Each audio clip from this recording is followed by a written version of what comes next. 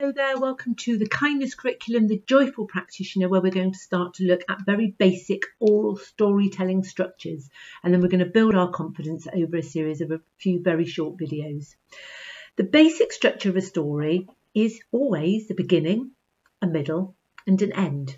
And once you've got that in your head, and you can think about starting to then weave some enriched vocabulary into that, you slowly build your confidence in telling stories to children. And you need to do this slowly over time. You don't have to be brilliant straight away. It's just about being courageous and giving it a go. We have developed this resource called the Story Mountain, which I'll be sharing over the next few series of videos. But really it just goes through that process of beginning and then middle, something happening, and then down to the end of the story. But I'm going to start off with very, very basic stories. Children, as they're starting to develop language, only really need a basic structure on which they can hang their storytelling skills.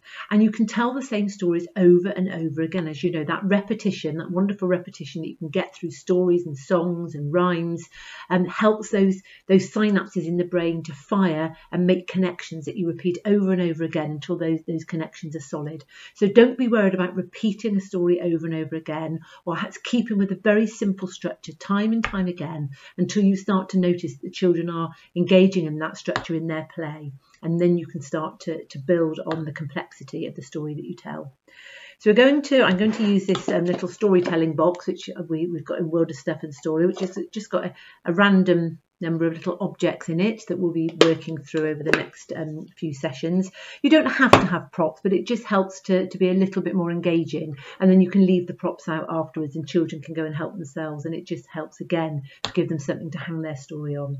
So I've chosen just from the box today just the zebra. Happens to be in there. So I'm going to do a very, very basic story just with a beginning and a middle and an end, and then we'll build up. So I'm going to choose the beginning of the Story Mountain, Once Upon a Time. So once upon a time there lived a little zebra. He woke up one sunny morning and looked out of his window. He saw in the distance a huge hill, and he decided he was going to go and climb that hill. So he went out of his front door, walked towards the hill and waited. He looked up at the big hill, took a deep breath and decided he was going to climb. So he climbed up and up and up and up and up and up and up and up and up until he got to the very top of the hill. He looked all around.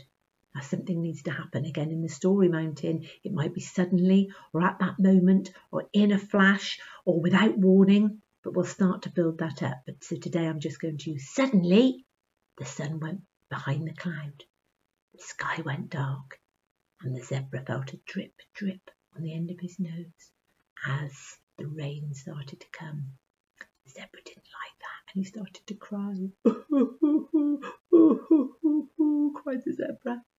Suddenly, out of the sky, there came a fairy who stood in front of the zebra and said, "Don't worry, zebra, count to 3 and all will be well, you will see."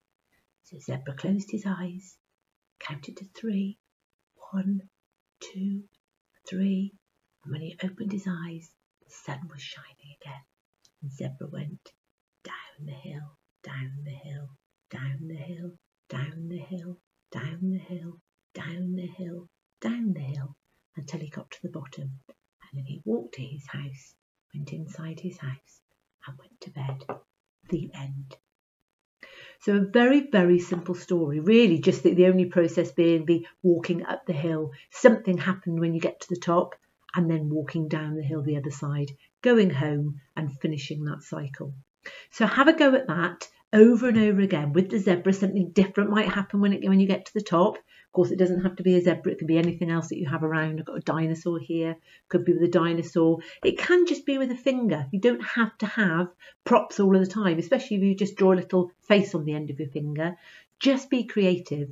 We want to build confidence so that you can tell stories anywhere, not just when you sit down waiting for parents to collect in a story time at the end of the day, but when you're waiting in the queue for the toilet, when you're out shopping, when you're out lining up ready to come inside and getting dirty wellies off, etc. So it's just about that confidence. So have a go at that very basic story structure, and then when you come back for video 2, we'll build a little bit more on enriching that vocabulary and starting to build in some more complex bits and pieces into our stories. Hope you enjoyed, and see you again soon. Many thanks. Bye bye.